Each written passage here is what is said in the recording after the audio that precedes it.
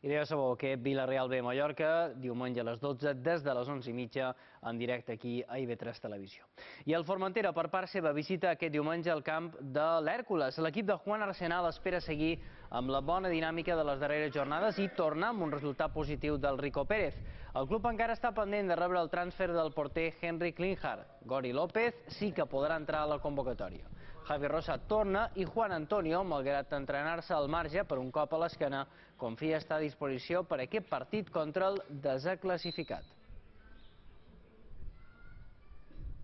Y lo afrontamos con la convicción del trabajo que estamos haciendo bien hecho, que podemos competir con cualquier equipo, que el equipo mejora y transmite buenas sensaciones y se hace acreedores a puntos, y vamos con la intención de hacer un buen partido en Alicante e intentar conseguir algo positivo para nosotros, para el devenir de la competición y para afrontar el siguiente como lo estamos haciendo ahora en mejores condiciones.